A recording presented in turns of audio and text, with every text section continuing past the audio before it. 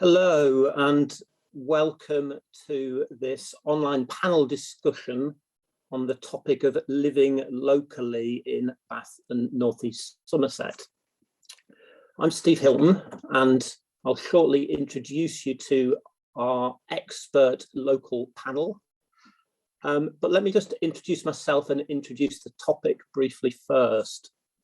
So I run a local business called City Global Futures, based in Bristol and in Bath. And over the course of the last 18 months, we worked closely with the City Council and a wide range of organisations across Bath and North East Somerset, looking at a future vision for the area, taking us up to 2030. Now, this idea of living locally came through really strongly. It's not a new idea, of course. Many people have been living locally for a long time, and you can even trace its origins back to things like the Garden City movement. But perhaps it's an idea that took on new relevance as a result of the pandemic. Many people were spending a lot more time at home or in their local areas. And as we understand more about the urgent impacts of the climate and ecological emergencies, I guess this idea of needing to think about how we live and behave more sustainably is something that came very much to the fore of people's minds. Now, across the world, it's an idea that's taken off in different ways. In Paris, they talk about the 15-minute city. In Melbourne, they talk about the 20-minute neighbourhood. In cities like Portland, they talk about neighbourhoods being complete in that they have everything that you might need available within a 15 or 20-minute walk or cycle ride. But in this debate, we'll explore whether any of those concepts or terms are the right ones for Baines and what the underlying principles are that means that this idea might have some relevance and traction with people locally. So the format will be, I will ask the panel shortly to introduce themselves and to introduce their thoughts on the topic. I will then ask them some questions to sort of probe a bit more deeply into what the opportunities for Bath and North East Somerset are. We'll then look at some questions from the chat box. So if you have questions, please do post them and we'll answer as many of them as we can. And then I'll sum up the discussion at the end and we'll finish at 1:30. So first of all then, Chris, welcome. Why don't you tell us a bit about yourself and your connection to this idea of living locally and what it means for you? Thanks, Stephen, and hello, everyone. So I'm Chris Head.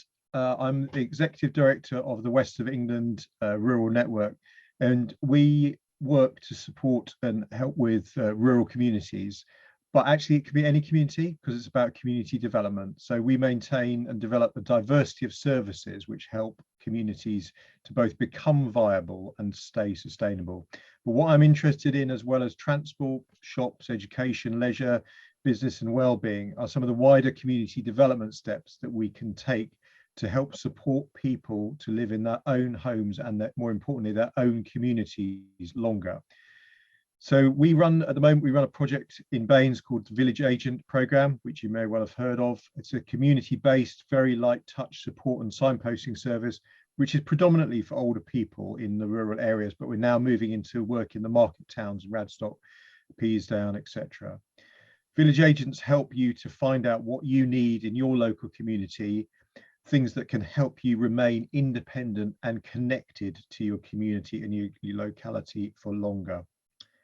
However, based on this experience that we've got from working with village agents, what we're interested in is about developing a program called microcare. And this takes the local support really to the next level and provides ways to be flexible, provide flexible, personal, responsive care and support, by allowing people choices to live locally longer with a better quality of life, and more importantly, supporting local communities to provide employment and economic activity. But all of this needs support, governance, trust, and in which an entrepreneurial flair can flourish. So for me, living locally is about creating and empowering communities to have ownership, control and trust to deliver and support that to their own citizens. And for me, microcare is the next part of what living locally is about. Very good, thank you, Chris. And we'll come back and ask you for more insights about some of those issues that you've raised as we go through the discussion. Next, I'd like to welcome Sam. Sam, again, would you mind introducing yourself and your connection with this topic of living locally and what it means for you? Yeah, thanks, Stephen. It's lovely to be invited onto this panel today. So I'm probably, I would call myself as a lifelong community activist, which might be an odd term for some people, but basically just means that I'm someone who's very involved in my community and wants to improve things for everybody within my community. And my community can be anything from my village to sort of the locality around, which I guess is what fits into this topic today. I've been involved in community activism for most of my life, and I enjoy participating in many areas of community life. I work alongside friends and neighbours and help keep our village a thriving, prosperous place to live. But I'm also involved in a few national projects. I'm a member of the Plunkett Foundation's Community Business Leadership Panel. And I've also been involved in the setup of a new campaign nationally, which has a working title of Community Power, which will probably be launched in the autumn this year. Locally, I'm probably best known for organising numerous local events and regular events, from the North East Somerset Seed Swap, Seedy Saturday, which I started in 2010, and more recently the Farnborough Repair Cafe, which opened here in Farnborough in July. I've sat on quite a lot of committees over my time. I can't say I enjoy committees, but at the same time they have their function. And I was a founder member and am now company secretary to Farnborough Community Shop, which took us 8 years to set up, but opened in 2018. And I know Chris quite well because Wern were instrumental in allowing us to get funding, which actually helped us open it in the end. I think without that, we actually wouldn't have a shop right now. I've also recently been appointed chair to the Farnborough Parish Council, and I've been on the Parish Council for a couple of years, and I brought the Climate and Ecological Emergency Declaration to our council just before the pandemic hit last year. I'm also involved in other things like a subject called Green Action North East Somerset, which is a group which I set up in response to a lack of local interconnectivity that I basically encountered in 2019. And it's meant to be a sort of a gathering space for individuals, businesses, NGOs, councillors, etc., to discuss green initiatives and activities, but also to share their resources, recognising that actually sometimes we don't all have the people or the money to do everything we want. So in general, my kind of feeling of what living locally is that it's basically having access to facilities and services at a local level that maintain a healthy and happy community. They can be very individual services within a specific location, such as like our village shop, or they can be a shared resource that's in a closely related area, which could be like a GP surgery, or another community project, like a village hub or something. Villages are really interesting. Living in a rural area, we're not quite the same as cities in that we don't have all the facilities on our doorstep, and they pose sort of villages therefore pose unique issues with access to them, depending on their size of the population, their demographics and their geographical spread.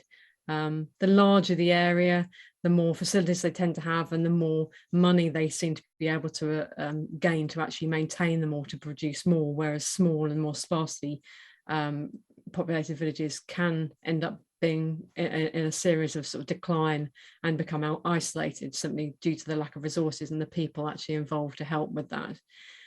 The problem with declining services, and we found this in our village, is that people sort of move away and the remaining demographic ages. And unfortunately, though, the aging population tends to have less energy to then put into that community to kind of help it thrive and survive, which then makes it even less desirable for people to move in. So it kind of is a self-fulfilling prophecy.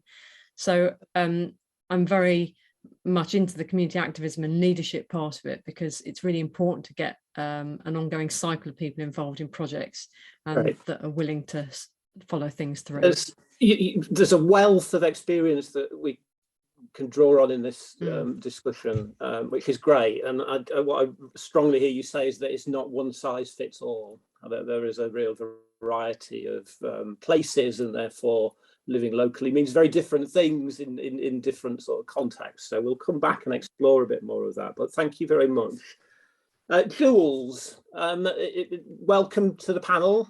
Great to have you here. Again, would you like to just say a bit about yourself and your own connection with this idea of living locally? Yeah, great. Thank you, Stephen. Checking I'm off mute. And hello, everybody. Great to be with you today. So I'm the founder of Avon Mutual, which is a soon-to-launch community bank, local community bank for our region. I wear a number of other hats as well. I'm a member of the Bath Cooperative Alliance, which people will probably be familiar with. I'm also a research fellow of the Democracy Collaborative, who are the creators of what's known as community wealth building. So some people will be familiar with the Preston model, which is a model around rebuilding wealth for the community that I'm very active in. I've worked all my life in those sorts of issues: social justice, well-being, environmental issues. Worked in government in the UK with the UN, European Commission, with NGOs, think tanks, and businesses. So that's a little bit about me. My connection to the topic, fundamentally, I live in Bath, I work in Bath. I'm passionate about the relocalization agenda, about democratizing power and control in the economy into the hands of citizens and communities in order to create an inclusive, sustainable economy. And I'm really excited about the Baine's vision, fair, green, creative, connected communities. It's hugely inspiring, and I'm really excited to be able to work with Baine's and others to help make that vision a reality, hopefully. So just finally a little bit about why we're starting a bank. I mean, the key thing to recognize is that finance and money is at the heart of all economic interactions. We're building a local bank. It's going to be focused on inclusivity and sustainability.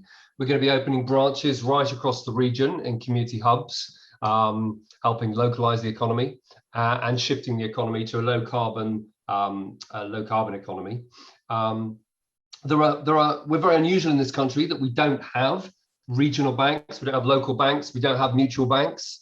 In fact, we've got very few, 5 major banks that are profit-only banks that control the market. If you go to other countries, there are hundreds, sometimes thousands of banks. Many of them are regional, many of them are not profit first. They're banks that are focused on the local community and sustainability and inclusivity, and that's what we're replicating here in the UK. And if you look at the best examples, I think, of localized, sustainable, inclusive economies around the world, like the Quebec social economy, for instance, where 80% of all social care is delivered not by the state or by private companies, but by citizens and civic associations. At the heart of that Quebec social economy is a bank called Desjardins. At the heart of the world's largest cooperative economy, known as Mondragon, people will be familiar with, again, there's a bank. So, you really can't transform a region and localize the economy if you don't have an ecosystem of finance that's orientated to those sorts of things. And that's why we're starting the bank here in this region. Thank you. Great, Jules, and we'll certainly come back to the topic of money and investment and access to finance and explore those really crucial issues in more detail. But thank you. So last but not least, welcome Sarah, Deputy Leader of Baine's Council. I'm sure you'll be known to many people, but would you like to just say a bit about yourself and your passion and interest in this topic? Yeah, thanks, Stephen. So I'm Sarah Warren. So my cabinet responsibilities on Bath and North East Somerset Council are for climate emergency and for sustainable transport, and I'm a ward councillor for Bath Avon North, which encompasses the villages of Bath East and Bathampton and Bath Ford, as well as some of the more rural areas. And I suppose my route into politics was through studying sustainability. So it's a whole range of sustainable lifestyles that I'm interested in. So in terms of 15-minute neighbourhoods, it seems to me that these are a way to tackle not only the carbon emissions, which we know, transport accounts for 29% of our carbon emissions in Bath and North East Somerset. And this is a way to tackle not only carbon emissions, but also the congestion and pollution that arise from vehicle transport. If we can reduce people's need to travel around by car by ensuring they've got access to all they need close to their home. And, as Stephen said, it's been really successfully used in places like Paris. And of course, in Bath and North East Somerset, we have less agency to act than the Mayor of Paris. But equally, we're very keen to do whatever we can as a council to facilitate this. And we do have the challenge compared to Paris, of course, of having some rural areas. And we've heard from some people based in rural areas as well. So that's, as they've said, it's a bit of a different sort of a challenge in those areas than it is in the city. Another aspect I think that's really positive about this idea of living more locally is as a way of increasing community strength and resilience. And I think this has come to the fore during the pandemic when we were forced to live more locally. And in my own village of Bath Easton, I've noticed that, a movement came together, a group of people came together. And they've, it's a group now called Grow Bath Easton, and they started off, what they were doing was just, encouraging people to grow plants, to grow vegetables, but they've branched out into so many areas. And I think this sort of brings to fore all the positive aspects of living more locally that we might want to hang on to. Although the pandemic was a really difficult time, I think it's, brought some of us new ideas, newer ways to live. Or perhaps they're old-fashioned ways, but spending more time chatting with your neighbours and less time fighting our way through traffic. And I think that given the state of the climate emergency and the biodiversity problems that we have, there will be further shocks. The pandemic is the first of many, and I think that building up resilience in our small communities, and our large communities, all of our communities, is vital for that. And so in terms of the transport aspect, particularly, I suppose, focused on the more urban areas, I think the council's Livable Neighbourhoods programme provides some of the tools that we'll need, because we know that in Bath City, 42% of car journeys are currently under 3 kilometres. And our Livable Neighbourhoods programme is focused on making nicer, healthier spaces for people to spend time in by reducing the dominance of the car, which should give people more confidence to go out on foot and to go around by bike. So, that in itself may be enough to really reduce the number of those car journeys. And then in the rural areas we've spoken about, we need to be looking at better broadband, co-working community hubs, and so on, the things that we need to allow people to spend more time closer to home. That's brilliant, Sarah. Thank you very much. You raised lots of really interesting and relevant issues there that we'll sort of come back to through the questions. But let's now sort of move into a discussion of some of the issues around this topic. And just to remind the audience, if you have questions that you'd like us to look at, please do post them in the chat, and we'll get to them slightly later in the discussion. But I was picking up on some of the things that Sarah was saying there. Clearly in Bath and North East Somerset, there's a number of words and phrases and ideas and programmes that are already sort of in use. You talk about sustainable neighbourhoods, low traffic neighbourhoods. We've heard that Paris talks about the 15-minute city and Melbourne talks about the 20-minute neighbourhood. I thought, Chris, maybe start with you. Does it really matter what term we use, and what might work best from your perspective? What would sort of engage people, do you think? Yeah, so it's a really good question, Steve, and I know it's something that we've discussed before, but we find that talking about a 15-minute neighbourhood in a rural context is actually quite alien, and actually that's why we talked about living locally, because actually the distance, measuring distance by time travelled is not a particularly helpful metric, and it sort of creates sort of the wrong space in which to start the discussion off. But there's something about acknowledging what a community is and how you support a community. And in a rural area, community might be a group of parishes. It might be, centred around a school, a secondary school. It might be centred around a doctor's surgery. Different people have different approaches to what a community looks like and what their community needs are. So I think from our point of view, it's helpful to acknowledge that travel time is not always a good measure of what makes a community. What makes a community is the people and what goes on in that space and how that community can work together and support it. And that thing about community resilience, which Sarah just talked about just at the end, I didn't talk about resilience, but that's something which is got to be embedded into whatever your community is. And your community is not a fixed point. It can be a community of interest, it can be a community of place. It doesn't matter. It's about actually how you work and how you engage and how you support others to live sustainably and live locally in that sort of space. I don't know if that's answered your question, Steve. Probably not, but we found that the 15-minute neighbourhood concept wasn't particularly well received out in the rural areas. Interesting. And what I mean, perhaps Sarah, what is then, do you think, this idea of the 15-minute, 20-minute framing, is that something that is more relevant to people living in the city, sort of urban area of Bath and North East Somerset, or and therefore are things like low traffic neighbourhoods a better way of framing this, or is this a broader concept, do you think?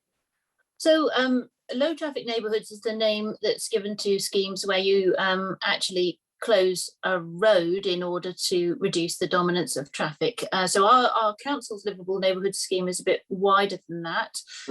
So ward councillors can put forward for road closures, but they can equally put forward for other sorts of pedestrian improvements. And I mean, I think potentially, whether it's a road closure or other forms of pedestrian improvements, that could be applicable in country areas as well as in city areas to encouraging people to walk around. I mean, I'm aware of rural areas where the issue is that the roads are simply not, safe to walk on. And in fact, I have fairly regular conversations now in my current role with Highways England, who manage the A36 for us, and I'm aware that they've got a concept they know as severance, where villages are actually severed by a road, which means that even if there's a village shop locally, people may be more inclined to get in the car and drive to Sainsbury's because they don't feel that it's safe to walk along the road to the shop that's just a matter of a few hundred meters away.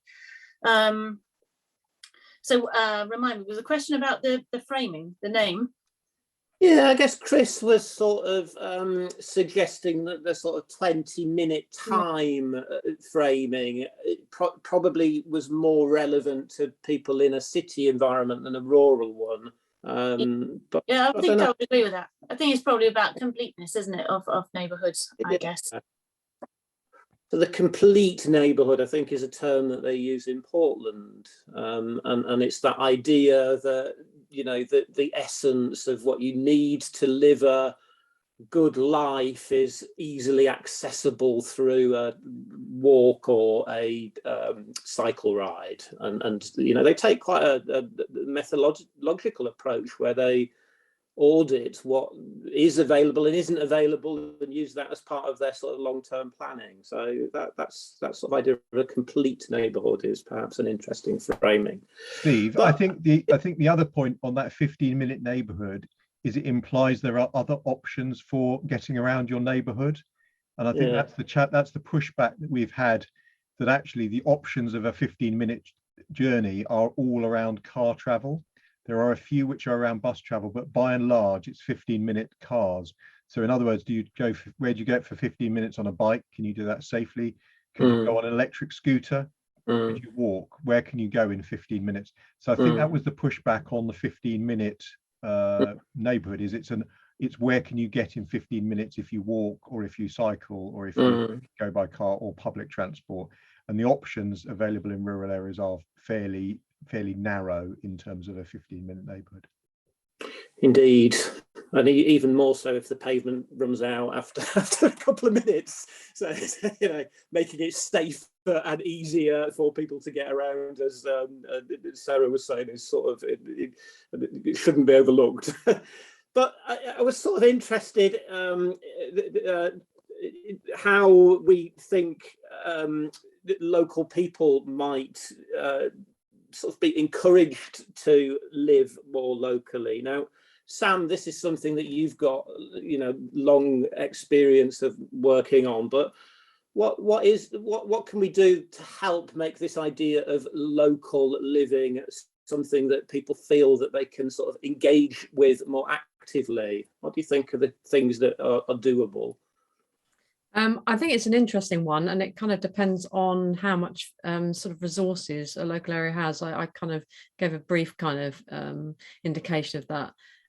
Some of it is financial, but a lot of it is down to the people power as well. And usually the larger a village is, the more resources in a human capacity you have, and the more likely you are to get community groups that come together to actually try and create change within their own villages and areas and our communities. And some of that can be independent community groups, but it's also can be through things like parish councils. Obviously, parish councils have the ability to set precepts, which means that in effect, you can raise money for projects across everybody in your community. So in effect, everyone's paying for a community resource. But I think the main thing here really is trying to get to a point where a community is sort of sustainable first of all. I mean, I can sort of talk from my own perspective of the village where I live, in that we had a village shop when we moved in, and it was very much the hub of the village. So, you know, you would meet anyone there. It didn't matter whether you had kids, you walked a dog, yeah, you were one of the older parts of the community, or you're a young kid, everyone would turn up at the shop at some point. But when that disappeared, it sort of literally did take the heart out of it, and the people that sort of lived in that area. So a lot of people moved away, and it became somewhat of a dormant sort of commuter village. And that's where kind of the concept of putting a community shop back in, and support from Wern and other community shops around the area actually brought that in. And I think so sometimes there needs to be that central point, and it doesn't have to be a shop. I know in Timsbury they have like their community hub, which was put together by the parish council very much getting involved, whereas our shop was put together very much by individuals getting involved. So there are kind of multiple streams, but it still requires that group of people who have the energy and commitment to see it through, sometimes in the face of a lot of negativity from within the community. That there's nothing like a group of people who want to see a potential great idea fail, it seems, but when it actually comes to fruition, that seems to sometimes bring people back together.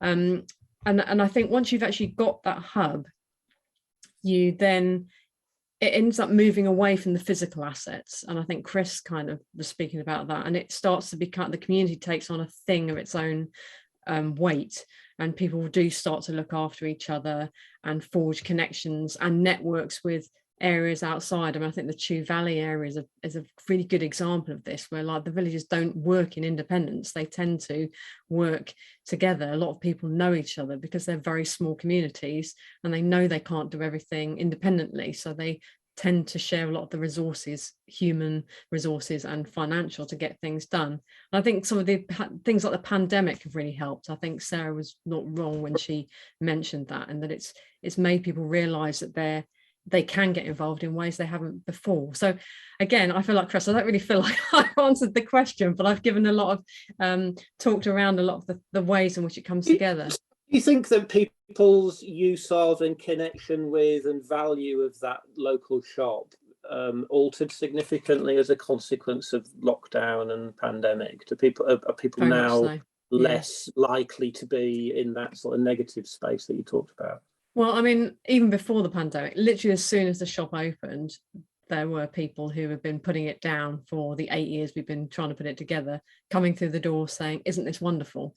We always thought it'd be great, which is always fantastic when you get people turning around and saying that, although a bit disappointing at the time when you're trying to get it together. But certainly, yeah, the pandemic, and I think it's been the case across all community shops, is everybody obviously saw an increase in usage because people couldn't go anywhere else.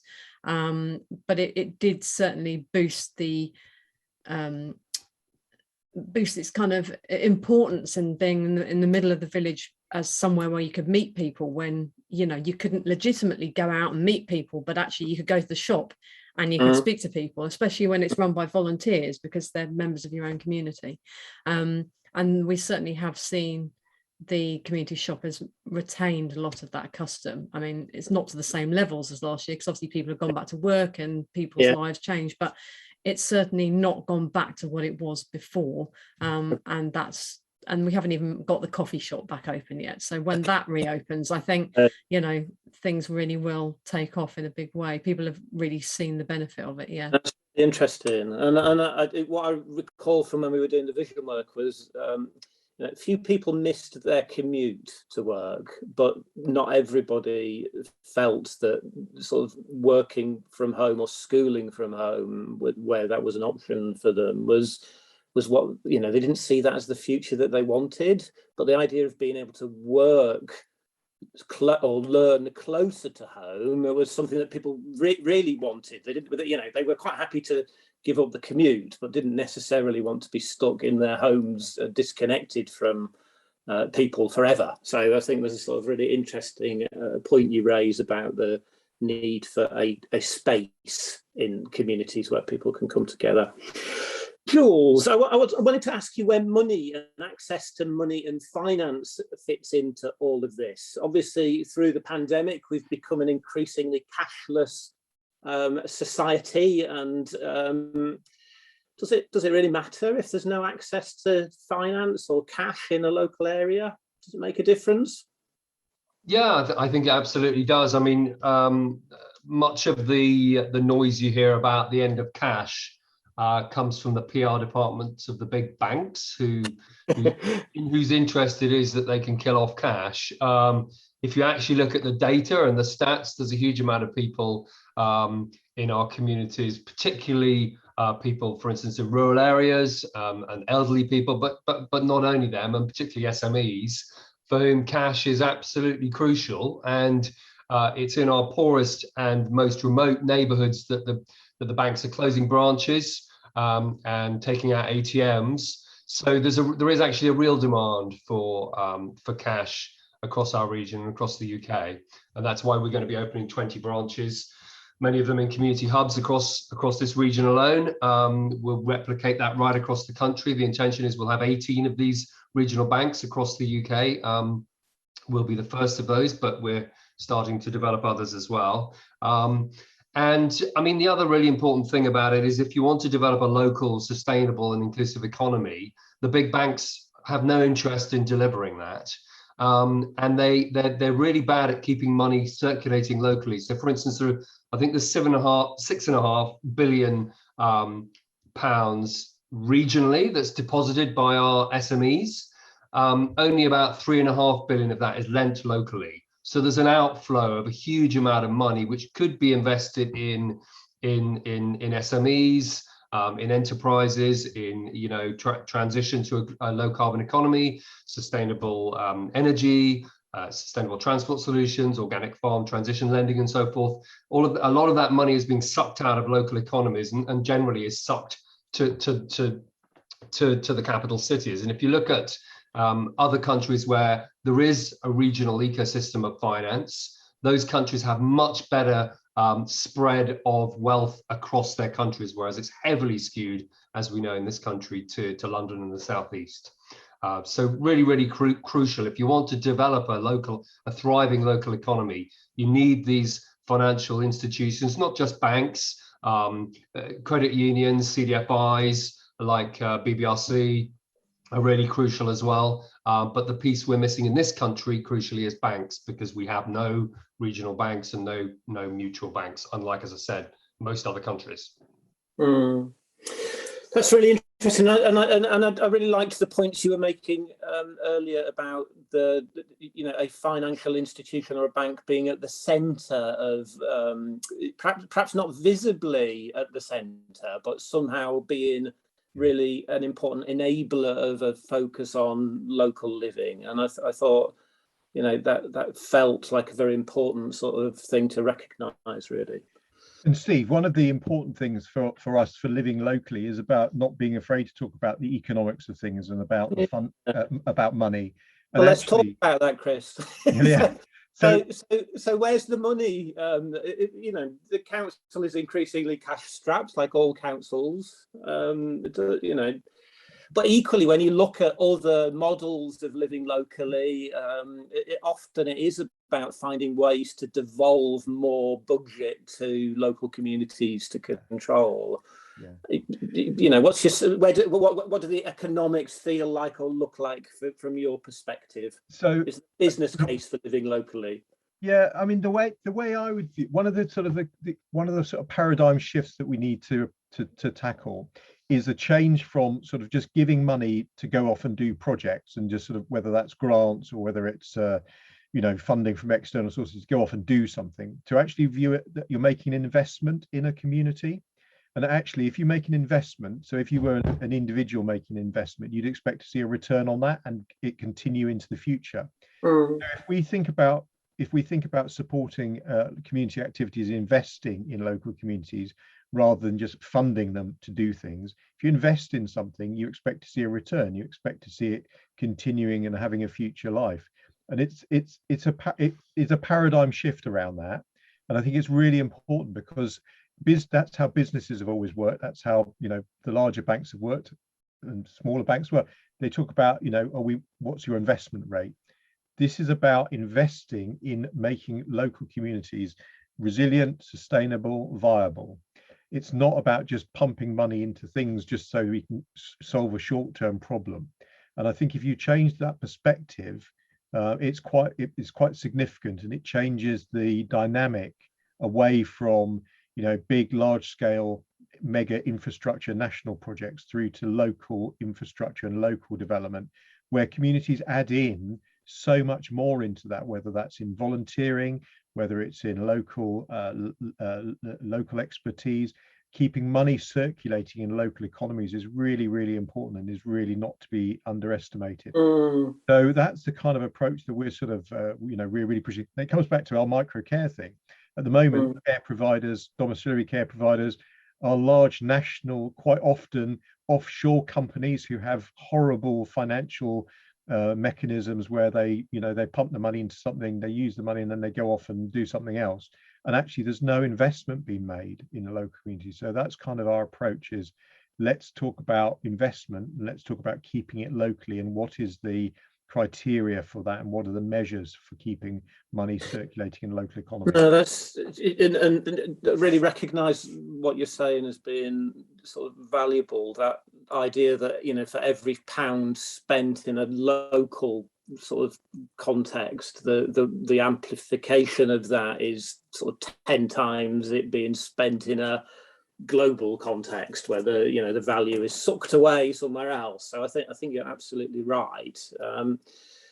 I wanted to ask Sarah to chip in on this. I mean, is part of the opportunity, as Chris has alluded to, around sort of innovation in the way that services are provided?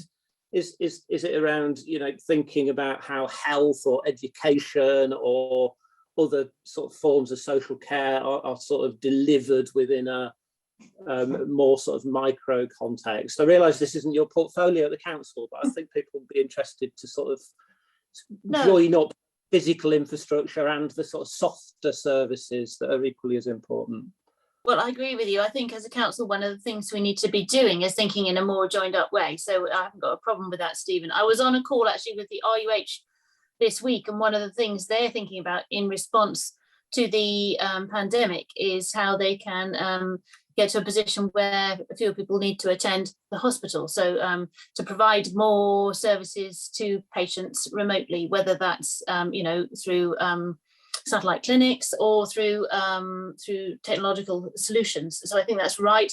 I mean, my vision of a rural 15-minute community, you know, would be somewhere that has got probably a co-working hub or a village centre where people can go to and work, and that has, you know, good broadband. So if you want to work close to home but not actually in your front room or sat on the end of your bed, you can go out and work in the hub and see a few people, and hopefully there'll be a shop, and then, you know, perhaps the hairdresser will come, you know, once a week if there isn't one based in the village, and perhaps, you know, again, perhaps there'll be a GP surgery once a week if there isn't somebody there all the time, and so on, you know, mobile library. I mean, that's the vision, you know, and in some places we're far from that, in other places we're closer to it, but something that, you know, the council in places can help to facilitate, and that communities need to sort of band together and demand. So yeah, I think, yeah, I think that, I mean, no, that's good. So joined up, holistic, you know, hard and soft sort of measures are vital to making this work. I want to ask you one more question, Sarah. I'm just going to explain though to the people watching. I'm quite severely short-sighted, and in order to see the questions that you've posted, I've got to look at them on my phone.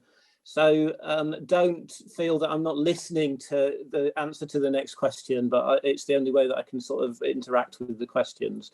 But Sarah, just as a follow-up, I wondered what you thought about the impact of local living on the city centre, because we've talked a lot about the sort of rural dimension of this, but what's the sort of opportunity for people living within Bath itself for more local living? I mean, I think it's a really interesting question, because I mean, it's clear that through the pandemic, you know, larger cities have struggled more, and more local high streets, smaller towns and villages, high streets have done better because people have been staying at home. So it does, you know, leave us in a position where if we're looking to see more of that, we do have to think hard about, you know, the city centre and what is it for, what is its purpose. And I mean, as a council, that's the kind of thing we've been considering through our One Shared Vision work that we've done, looking at green renewal over the last year. I mean, I think the city centre will always be important for things like, you know, theatres and culture, and, you know, your big shops, and, you know, the sort of shops you go to less frequently. But equally, you know, I know that companies some of them are rethinking their office space arrangements, and maybe scaling down their office space. So we may finish up with space in our city centres that we need to think about using differently. And it may be perhaps about bringing, to some extent, you know, residential developments back into city centres, making them mixed. More community, more mixed communities within the urban centre itself, which I know was something when we were doing the vision work that people were really interested in. I've scanned in some of the questions, but I'm also going to ask my panellists to take a look, because I still find them quite difficult to see. There's an interesting question though around local currencies, which I just thought I would test with you, given at one point I was a board member of the Bristol Pound, which was along with Totnes, and the Brixton Pound, one of the first sort of local currency schemes in the country, and it's now sort of folded really, although it's moving into a digital currency platform. But it's sort of interesting, Jules. Do local currencies have they got any value anymore, do you think, as a way of connecting people to the power of their spend? Yeah, listen, I'm not an expert on local currencies. You know, my understanding of the Bristol Pound is that, as you say, it's not been successful. I mean, lots of people have tried local currencies and they haven't worked. There are examples. There's a very good example in Sardinia, the Sardex, which is very successful. And in Switzerland, there's a very thriving local currency called the Ver. The key to that success, though, is that it works very closely with local banks. So again, I think where we've seen local currencies being successful, it's because you have a local financial infrastructure, which again, because we don't have that here, perhaps, you know, if Avon Mutual had launched prior to the Bristol Pound, the Bristol Pound might have had more of a chance. But trying to squeeze yourselves into an economy dominated by profit-only international banks based on you know, chat box and no sort of connection with the local community, it's it's a real struggle to try and launch things as innovative as local currencies. Sam, are there other incentives that can be used, do you think, to encourage people to shop locally or to live locally or to sort of drive less where possible? Is it, you know, are there things that can be done to sort of nudge behaviour, do you think?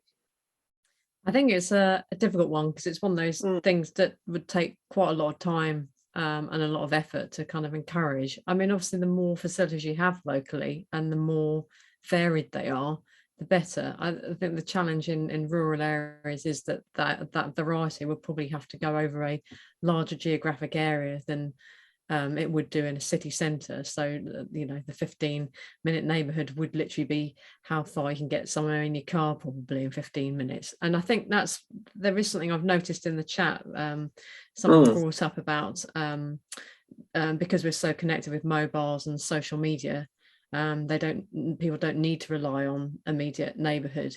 But I would say that's more of a choice rather than because the facilities don't exist. It may be that the choice that they've got in their local neighbourhood isn't what they would choose to use, and maybe that's a conversation for parish councils and community groups to actually have consultations with their communities to see what it is they actually want. I mean, in terms of our villages having a consultation on what facilities people want to see on our recreation ground, and it literally will be, these are a range of things, what sort of thing you're looking for. Now, a lot of it will be completely unaffordable unless the sort of thing that Chris was saying, where you can get someone investing in an area to actually give you those facilities that would be comparable to somewhere in a city or a larger town.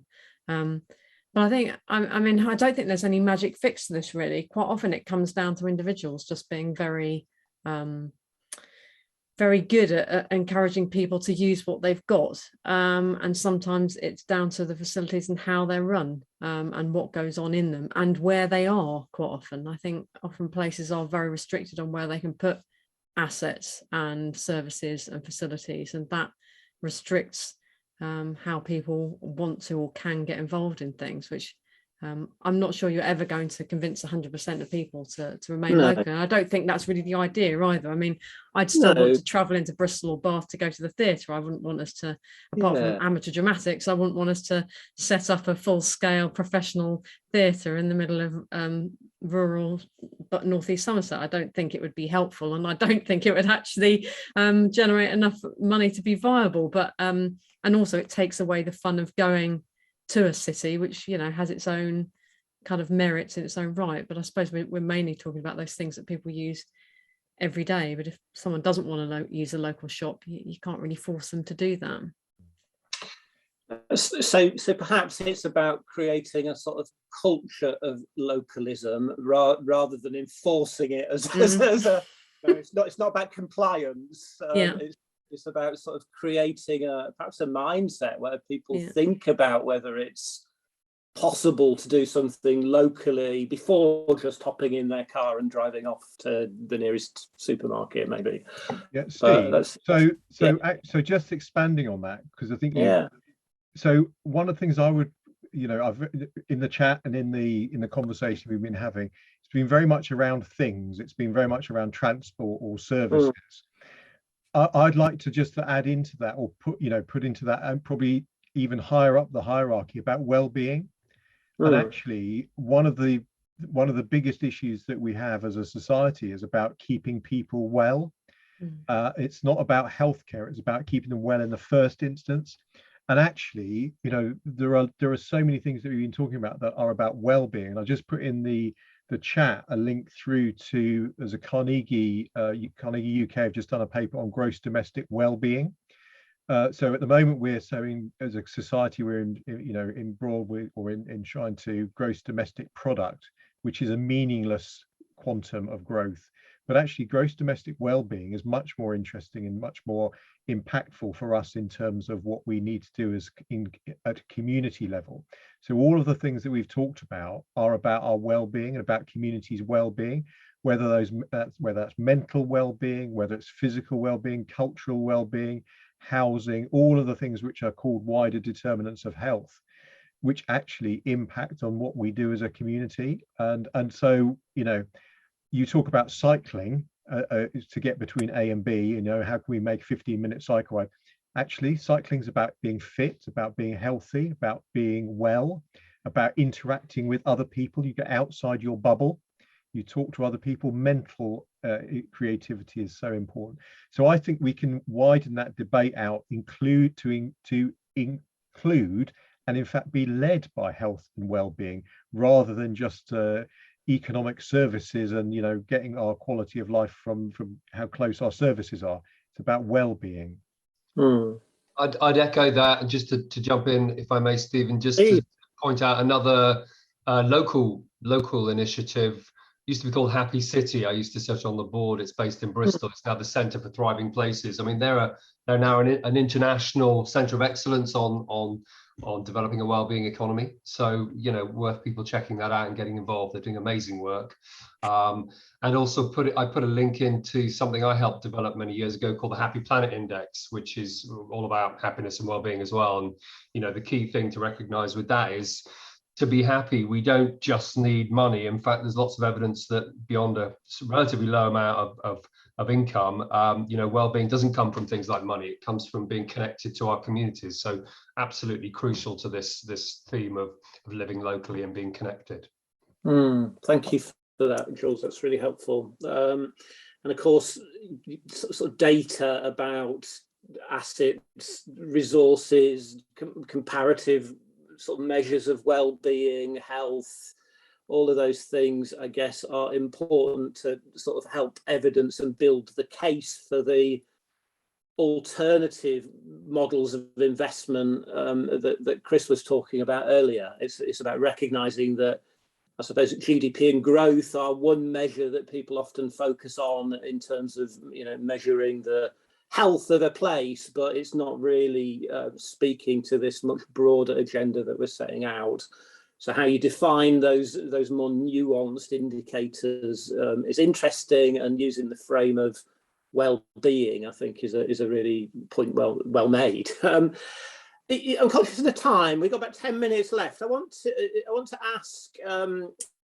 I want to sort of just try and, it's been a great, fascinating discussion. I wanted to sort of turn our minds to implementation. How do we take this sort of multifaceted, broad, ambitious, all-encompassing context of living locally and turn it into something that we can take steps towards, and perhaps we need to take those steps more urgently than ever before. You know, the pandemic has highlighted the social stresses that exist, and every day we are faced with, you know, the reality of what the climate emergency looks like. So sort of invite my panel just to sort of reflect on what might happen. So are there tangible steps, do you think it might be feasible to take within the next couple of years within Bath and North East Somerset? These could be big or small things, but what might the journey look like?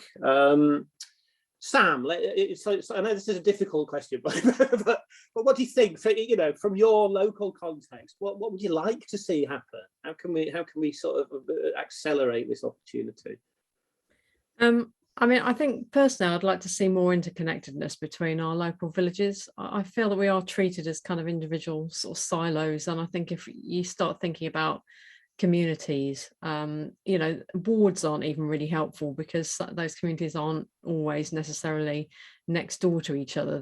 They can sometimes be split by main roads and things. So I think that there is a need, again, it does come down to investment at a local level to actually take the connectedness of villages as seriously as you would connect people in cities. So and it isn't necessarily all about footpaths and cycle routes, although that would be quite useful. And there would, I mean, certainly between our two villages of Farnborough and Timsbury, if there is a dedicated cycle lane down the road, that would go a good way to enabling a lot of people to have access not only to our community shop, but also to a range of other shops and services like GP surgery, pharmacy, and a cafe.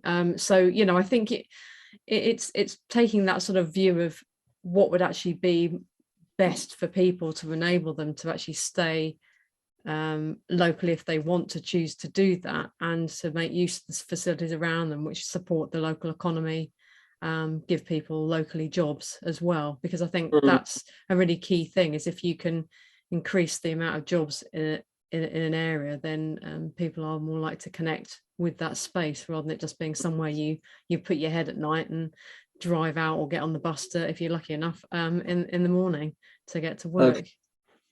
Thank you. So Jules, same question. What sort of practical steps would you like to see start to be taken in the next couple of years? So, I mean, we've covered a lot of ground, so I'll try and think of something new.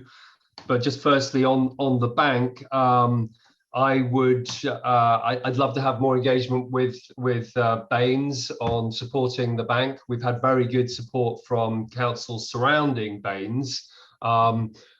So Wiltshire, Wecker and Bristol. It'd be great to have more engagement and support from Baines for the bank, because I do think it's going to deliver to a lot of the issues that Baines wants to deliver on in terms of the vision we're hearing about. But something we haven't touched upon that I think separately that I think would be really exciting to explore is local participative democracy. So if you, for instance, look at what's going on in Paris, we talked about Paris in terms of the 50-minute neighborhood. You know, it's a really good example of where they've actually opened up local decision making to local people around how much the money is spent in local areas. The best examples of this originally come from Brazil, Porto Alegre, and they've had huge success for decades there. But I think that'd be something that would be pioneering and really exciting if Baines was to look at that. It's really, really good, and you're absolutely right. The discussion around sort of local democracy and sort of democratic decision making often goes hand in hand with discussions of living locally or 20-minute, 50-minute neighbourhoods. I was always struck that in Porto Alegre, one of the things that the communities chose to fund early on was pavements. You know, given the discussions that we've been having about the lack of even the ability to walk along some of our more rural highways, there's probably quite a lot of parallels that we ought to revisit, really. So that's really interesting. Chris, same question to you. What practical steps could you envisage in the next couple of years? So thanks, Steve. I mean, some really good answers there. Mine's got two aspects to it. One is a financial aspect, as you would expect me to say, but I would like to see a sort of a program like a sort of an invest to save type program, which happened a number of years ago, and colleagues in the council who have been involved in it for long enough will remember it. But basically, that's where there's an investment pot, and as long as you can show that it has some financial outcomes and other outcomes, then that's a good way to do it. But the other one that sits alongside that, and again, it's been tried out. There's a place in Wigan in the northeast has got a thing called the Wigan Deal, which is basically it's a covenant between the local authority and between those in power, as it were, and its local community. And it's a very clear statement of aims. It's about empowering and trusting, and it's about empowering employees and officers as well as the local communities to be able to be creative and innovative. And it's often those small creative and innovative things that actually make a difference. They don't look very good when you sort of try and shoehorn them into a cabinet meeting, but actually on the ground, those are the things that make a difference. So I would ask for a sort of a dual approach, both in terms of a change of way of working and a sort of a different approach, as well as actually backing that up with a I'm not talking about multi-million-pound projects. This is a relatively small pot of money, but backing it up with something that allows things to happen. Oil in the wheels. Yep. Thank you, Chris. And then Sarah, final word on this from you. You're deputy leader, you're the portfolio holder for climate and ecological emergency. What things do you hope that you can influence or make happen to support this opportunity? I mean, I think as a council, we're really keen to facilitate all of this. And I mean, I think the message I'd give to people is in terms of what thing they can do next, it all sort of depends on where you live and what is missing in your area. So, you know, if you live in an area without a shop or a community centre, could you live with your, you know, link with your neighbours to create one? Or is it community growing space that you need? Or do you need improvements to walking and cycling locally? Do you need a car club? Do you need a community bus? I mean, I think, you know, in terms of individuals and what they can do, the most important thing is probably to start by connecting with their neighbours. So, you know, if you haven't done it already, go and knock on your neighbour's door and get to know them and find out who else is on the same wavelength.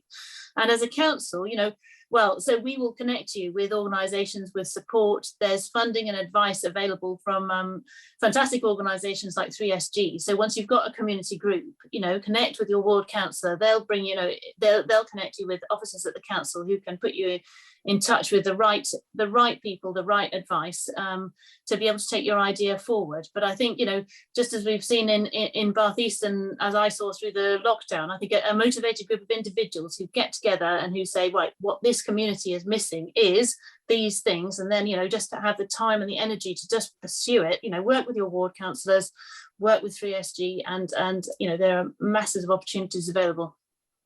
Thank you.